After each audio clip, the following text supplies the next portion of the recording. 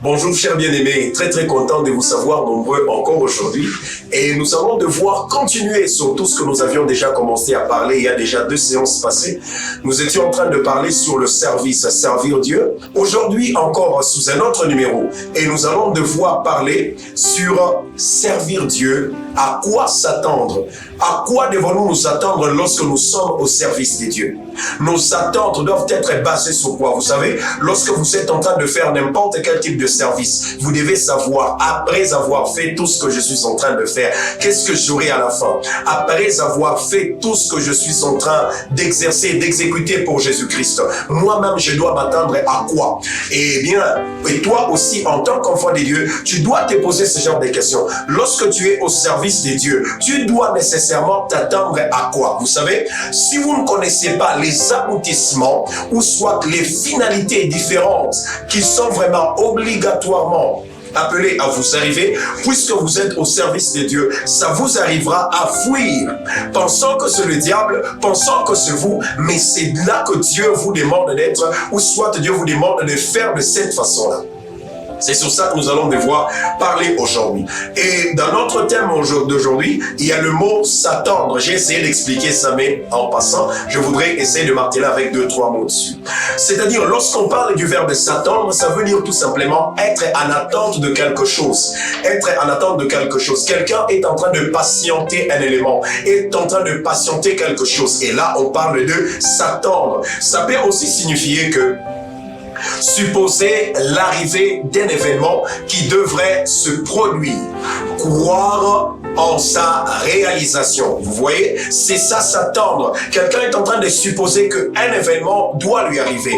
Quelqu'un est en train de se prédisposer, de se mettre vraiment en garde, de moyen à ce que dès que la chose va venir, que ça puisse lui trouver d'une manière ou d'une autre. Vous comprenez? Voilà. Alors, à quoi devons-nous nous attendre lorsque nous sommes au service de Dieu? Nous avons ici la première des choses. Nous devons vraiment nous attendre à tout ce que Dieu trouve bon et mieux pour nous. Ça, c'est très nécessaire. Quand vous êtes au service de Dieu, attendez-vous à tout ce que Dieu trouve mieux et bon pour vous. Ne regardez pas à ce que vous voulez. Ne regardez pas à ce que vous ambitionnez. Mais regardez au cœur de Dieu. Et attendez-vous à tout ce que lui, celui qui vous a engagé, celui qui vous a mandaté, va trouver bon et mieux pour vous. Souvenez-vous, vous n'êtes pas en train de vous servir, mais vous êtes en train de servir quelqu'un d'autre. Et lorsque nous sommes au service de quelqu'un, c'est lui notre chef, c'est lui le boss. Et nous devons nous attendre à ce que lui trouve bon, mieux et meilleur pour nous. Et c'est la première des choses sur quoi nous devons nous attendre. Écoutez ce que la Bible dit. La Bible dit ceci dans Matthieu chapitre 7 verset 21. Matthieu chapitre 7 verset 21. La Bible dit: ceux qui me disent Seigneur, Seigneur, n'entreront pas tous dans le royaume des cieux, mais c'est lui-là seul qui fait la volonté de mon Père qui est dans les cieux.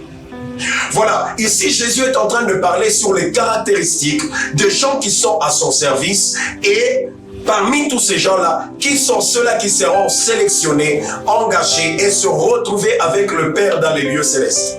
Et il dit que ce ne sont pas tous ceux-là qui parlent de moi. Ce ne sont pas tous ceux-là qui parlent de moi. Ce ne sont pas tous ceux-là qui entreront. Mais parmi ces gens-là qui parlent de moi, il y a de ceux-là, au-delà de parler de moi, ils font la volonté de mon Père. Vous comprenez un peu? C'est pourquoi vous devez vous attendre à réaliser, à faire tout ce que Dieu trouve bon et mieux pour vous. Pourquoi? Parce que votre enrôlement final, votre finalité dépend de ce à quoi vous aviez accepté d'obéir dans votre parcours. Donc nous devons retenir ça. Et quand on regarde dans les psaumes, David est en train de dire: mon âme bénit l'Éternel et n'oublie aucun de ses bienfaits. Et lorsque David est en train de parler de ce passage, il ne parle pas seulement sur les bonnes choses, mais il parle de tout ce que le Seigneur nous fait arriver dans sa vie. C'est-à-dire que ce soit bon à la manière des hommes, que ce soit bien, que ce soit mauvais à la manière des hommes, mais si Dieu appelle ça bon pour moi, mon âme, tu ne dois que dire merci à l'Éternel. Et tu ne dois pas oublier ses bienfaits. Donc, quand on parle de bienfaits ici, on ne voit pas que les bonnes choses, mais on voit aussi les mauvaises choses à l'intérieur de ça. Mais la base de toutes ces choses qui peuvent nous arriver, c'est Jésus ou c'est Dieu. Attendez-vous à ce que Dieu trouve bon et meilleur pour vous. Si c'est des pleurs qui viennent de l'Éternel, acceptez, obéissez, soumettez-vous et avancez. Si ce sont de cris de joie, d'alarmes de joie autour de vous, allez glorifier le Seigneur et avancez dans ça, parce qu'il a trouvé bon que vous puissiez passer par là. Deuxième chose, vous devez vous attendre à l'honneur. Oui, Jésus a dit, celui qui me sert et qu'il me suive. J'aime vraiment ça. Il dit, celui qui me sert et qu'il me suive, mon Père l'honorera. Vous comprenez? Il a commencé par parler d'abord du service. Mais après avoir parlé du service, il parle de notre verbe ici, le verbe suivre, c'est-à-dire obéir, se soumettre à la volonté de Dieu. Non seulement il suffit de parler de Jésus ou de faire des choses au nom de Jésus, mais nous devons le faire sous sa direction, sous sa volonté. Seulement les gens là qui suivent Jésus, seulement les gens là qui font des choses que Jésus leur avait demandé, qui seront honorés. Il y a l'honneur en Christ. Et Dieu honore tous ceux qui sont à son service. Il accepte de les honorer. Alors, ce que vous devriez savoir, c'est que vous devez être au service de Christ, mais ne faites pas de choses comme vous les trouvez bon. Cherchez toujours à le faire selon le Seigneur, selon que Dieu les trouve bon pour sa gloire. C'est à ça que Dieu nous appelle. Alors, qu'est-ce que vous devez chercher avant? Vous devez chercher la volonté de Dieu ou l'honneur. Je vous demanderai de chercher d'abord la volonté de Dieu avant l'honneur. Parce que si vous cherchez l'honneur avant la volonté de Dieu, vous pourrez vous retrouver dans deux pièges tels que le diable vient, il demande à Jésus, il lui dit, si et seulement si tu vas m'adorer, tu vas te prosterner devant moi, je te donnerai tout ce que tu es en train de voir. C'était la gloire, c'était de l'honneur, mais il n'a pas accepté. Pourquoi? Parce qu'il y avait l'honneur, mais il n'y avait pas la volonté de Dieu. Attachez-vous à la volonté de Dieu avant de vous attacher à l'honneur ou à tout ce dont vous avez besoin en tant que serviteur de Dieu. À quoi devons-nous nous attendre? Nous devons nous attendre à rendre compte, mes frères et sœurs, après tout ce que nous sommes en train de faire pour Jésus. N'importe quelle position que nous occupons à l'église, n'importe quelle tâche que nous avons à l'église, à la fin de tout ça, nous allons rendre de compte. Nous allons rendre des comptes. Et nos comptes que nous allons rendre auprès du Seigneur dépendront nécessairement de ce que nous avions fait, de ce qu'a ressemblé nos œuvres, lorsque le Seigneur nous a donné le mandat d'être à son service. Et pendant que nous en avons l'occasion, qu'est-ce que nous sommes en train de faire? Je suis en train de rappeler seulement à quelqu'un ceci. Si et seulement si il t'arrive ou il t'arrivera de pouvoir tomber d'une certaine manière, ne reste pas à terre. Relève-toi, pratique de bonnes œuvres et attends-toi à rendre de compte auprès du Seigneur, celui qui t'a enrôlé, celui qui t'a engagé à son service.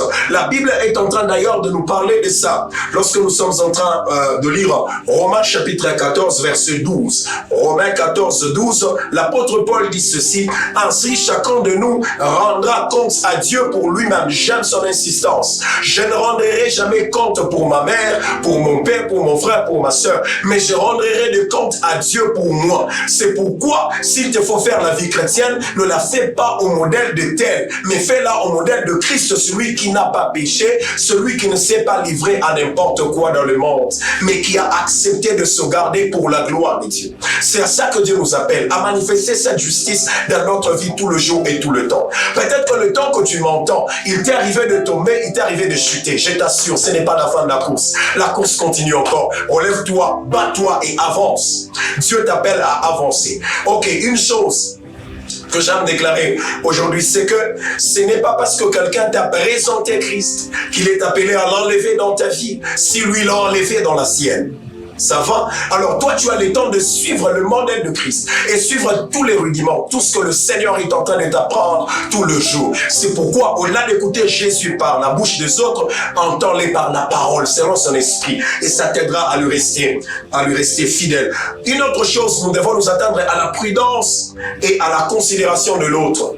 La Bible est en train de dire, au lieu de considérer que nos propres intérêts, nous devons considérer les intérêts des autres. Et la Bible dit encore ceci: nous ne sommes pas là pour juger les autres. Dire par exemple, parce que ton frère ou ta soeur se retrouve dans une telle faiblesse, et tu dis que oui ou mais vraiment, il ira en enfer. Voilà. Ne sois pas en train de dire ça, mais sois en train par conséquent de pouvoir relever l'autre, de le considérer tel qu'il est avec ses faiblesses, de l'accepter parce que Dieu l'accepte, le connaît et est en train de le relever petit à petit. Alors, c'est à ça que le Seigneur nous appelle. Et s'il faudrait que je puisse finir aujourd'hui, la dernière des choses, nous devons nous attendre à la fidélité et à la mort. Coûte que coûte, nous allons mourir et quitter cette terre. Alors, après notre vie ici, ce qui va nous caractériser pour rester aux yeux de l'Éternel ou soit aller en enfer, c'est la fidélité que nous avions dû manifester le temps que le Seigneur nous a mis sur terre. Alors, quand est-ce qu'il nous faut être fidèles? C'est maintenant que nous avons la possibilité de le servir. La Bible dit ceci pour finir. Apocalypse chapitre 2, verset 10. Apocalypse chapitre 2, verset 10. La Bible dit, ne crains pas ce que tu vas souffrir. Voici, le diable jettera quelques-uns de vous en prison, afin que vous soyez éprouvés. Et vous aurez une tribulation de 10 jours. La partie B, c'est ça qui m'intéresse. Il dit, sois fidèle jusqu'à la mort, et je te donnerai la couronne de vie. La couronne de vie est réservée aux hommes et femmes fidèles à l'Éternel, ceux qui vont mourir, ou soit ceux qui seront surpris par l'enlèvement en demeurant en Jésus-Christ. Je voudrais prier avec toi, que le Seigneur puisse t'aider à rester dans sa volonté, à rester à son service, et à lui rester fidèle, surtout à obéir à sa voix. Au nom de Jésus, Saint-Esprit, merci pour ce moment. Je t'en supplie, accorde-nous la force de t'aimer, la force de te servir dans la fidélité, la force d'obéir à ta volonté, la force de nous renier encore, la force de nous dépouiller de toute la chair, de refuser tout ce qui nous demande de te fuir, de te laisser loin de nous, mais de te rester attaché et fidèle au nom de Jésus. Là où nous avions manqué de la sagesse, là où nous avions manqué de la prudence, là où nous avions manqué de la dextérité, je te demande ce soir que tu nous en donnes. Là où la maîtrise de soi nous a fui, parce que nous avions commencé à employer certaines choses que toi tu n'agrées pas. Je te demande ce soir que tu puisses nous en donner au nom de Jésus-Christ. Tu ne nous appelles pas pour nous perdre, mais tu nous appelles pour nous sauver à la fin de tout. Et d'ailleurs, nous ne sommes pas de ceux qui se retirent pour se perdre, mais nous sommes de ceux qui ont la foi pour sauver leur âme. Et nous nous attendons à cela au nom de Jésus. Que la force du Saint-Esprit te soit accordée et que tu restes fidèle au Père. La gloire soit rendue à notre Dieu qui nous a parlé. Que Dieu te bénisse et que Dieu te mène à lui rester fidèle, à faire sa volonté du jour au lendemain jusqu'à la fin de ta mission ici-bas.